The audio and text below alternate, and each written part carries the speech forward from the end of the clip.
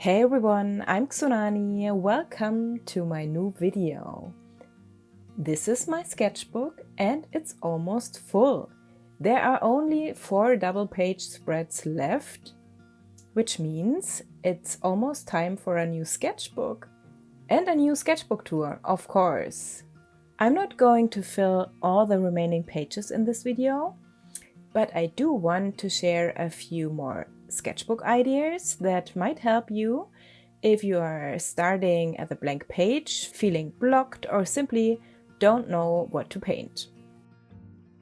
I just pulled out a bunch of art supplies I felt using today, and we will see what happens. I've got watercolors, gouache, Neocolor 2 crayons, they are water soluble, and I also grabbed some acrylic markers. So let's get started. Before we do, I want to give a warm welcome to everyone who recently found my channel. I was honestly so surprised by how well my last video was received. And your kind comments made me incredibly happy. Thank you all so much and welcome. I'm really glad you're here. One about my favorite things about this community is that it's not just me sharing ideas with you. You inspire me just as much. One of you left a comment saying you tried letting a watercolor drip down the page instead of blowing it across the paper, like I did in my last video. I immediately thought I have to try that. So that's exactly what I'm doing on this first page. I'm using watercolors today, and since I'm feeling pretty energetic, I picked warm, fiery colors and let them run down the paper with lots of water. Now that I'm editing this video, I'm actually wondering if that comment meant something different, maybe dropping the paint onto the paper from above so it creates splatters instead. That sounds really fun too. I will definitely have to try that in another sketchbook spread. For this page though, I helped the paint along here and there so it flowed down on different parts of the blob. And honestly, I think it looks beautiful. I already have so many ideas for what could grow out of these watercolor drips or inside. I absolutely love getting color onto the page first. It instantly takes away the fear of the blank paper. A blank page can feel surprisingly intimidating, especially when I'm short on ideas or feeling creatively blocked. Somehow it's always easier to begin when there's already a little bit of color waiting for me. Sometimes, when I have time, I even prepare a few sketchbook pages in advance by painting simple, colorful backgrounds or little panels. Then, whenever inspiration comes later, I already have something to work with instead of starting from pure white paper. I actually made a whole video about that idea. I will link it for you here. By the way, the colors I'm using today are Pyrrole Red, which I absolutely love at the moment. Mine is from Rosa Gallery. Then Isoindoline Yellow, which is a beautiful warm yellow that almost leans into orange, and a little bit of lemon yellow also. My Isoindoline, sorry for the pronunciation, I have no idea how to say this yellow. Isoindoline Yellow, this one is from QOR. I really love the QOR watercolors. They are really expensive, but they are great. And the lemon yellow is from Mijello Mission Gold. I would love to continue working on that page right away, but first it needed to dry completely, so I switched over to the other page and started sketching instead. I was thinking about drawing a girl with wild hair full of flowers. I didn't have a very clear image in my mind yet that usually develops while I'm painting. I love drawing faces. They are definitely one of my comfort zone subjects. on that day, just like quite often lately, I really wanted to paint, but getting started felt surprisingly difficult. I felt a little creative blocked. And whenever that happens, I try all the little tricks I often recommend to you as well. So one of my favorites is simply putting some color on the paper first. Everything feels easier after that. That's why I started with the watercolor page without overthinking anything. Just playing with color. It became the perfect warm-up on this day. And once I've done that, ideas usually start flowing and I feel creative enough to draw something of my own or out of my brain. In this case, it was a face, something that feels familiar and comfortable for me.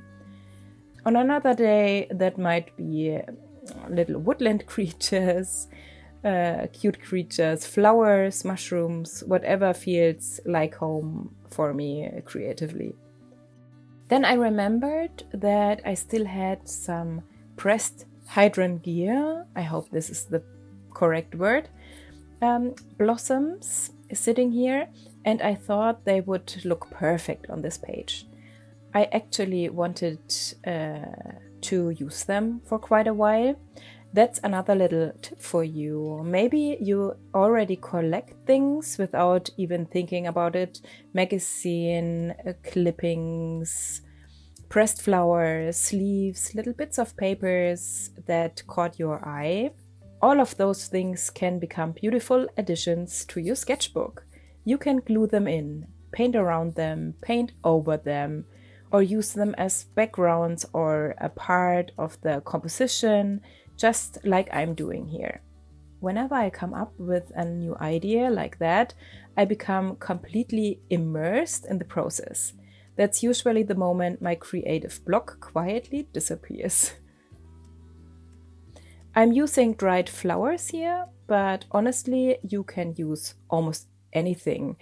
If you don't have flowers, cut some out of colorful paper or magazines you have, or make your own paper flowers.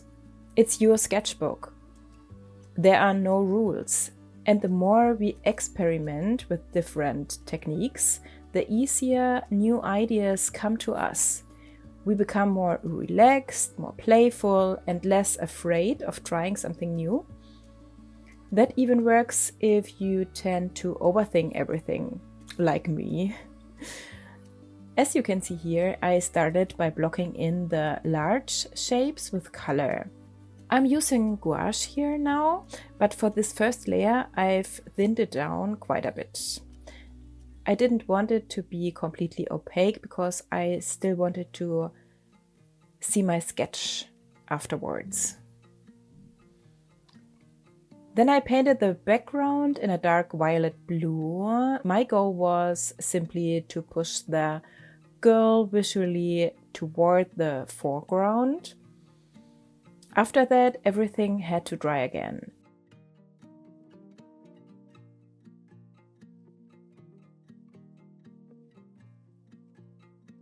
Later that day, I came back to my sketchbook. I thought the watercolor drips would look nice with some lettering layered on top. And since I was feeling a little unmotivated again, I chose the word now. It was really a reminder to myself. If not now, then when? Now is the time to paint. Now is the time to work toward the things I want to achieve. My life is changing quite a bit at the moment, and I often process those thoughts through my sketchbook and through my art. The themes that quietly sit somewhere inside me eventually find their way onto the paper. For me, that's incredibly healing. Since I love repetitive patterns so much, I thought it would be fun to paint lots of little drops, dripping down from the letters. Something easy, something relaxing, echoing the watercolor that had already run across the page. This was a lot of fun. I painted them using watercolor as well, working negatively around each drop. Of course, I could have used a black fine liner or a marker here, like I did in my last video.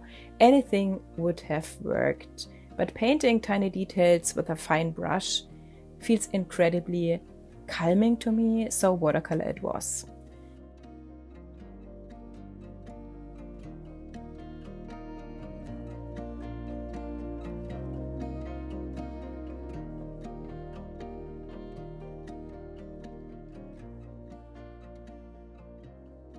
Later I brightened the lettering and parts of the drops with a white Neocolor 2 and a white colored pencil also.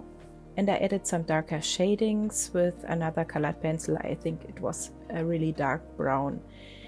And finished everything off with little white stars using a white gel pen because the upper area still felt a little empty. And here I have to say, I used the Uniball Signo pen, gel pen in white.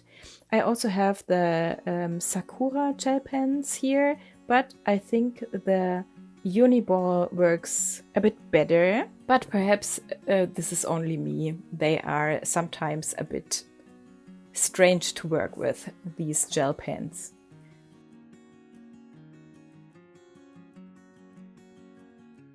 On that second page, I wanted to add some loose brush strokes to the girl's hair so it wouldn't feel like one flat shape underneath the blossoms later. I wanted a bit of texture. Then I refined the face and later I added even more detail with colored pencils.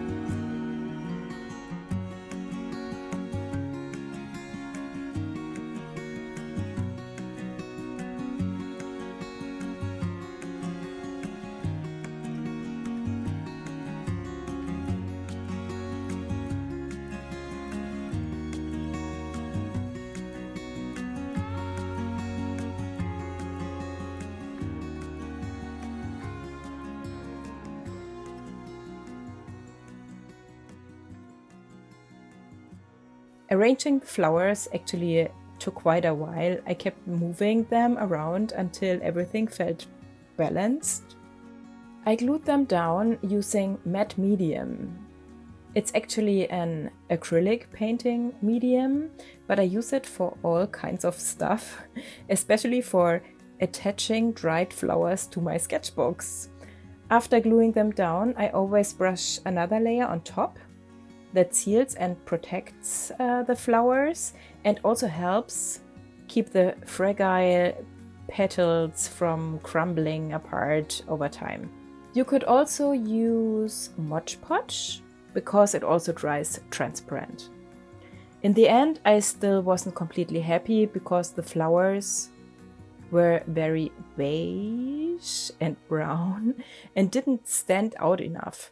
So I tried brightening them with a white chalk pencil for bringing out the veins in the petals. That worked kind of, not perfectly. So I switched to acrylic markers and painted shadows underneath them instead. Colored pencils don't really stick well on top of the matte medium anymore. And since I was having so much fun with the acrylic markers, I ended up giving the whole figure a bold two-colored outline.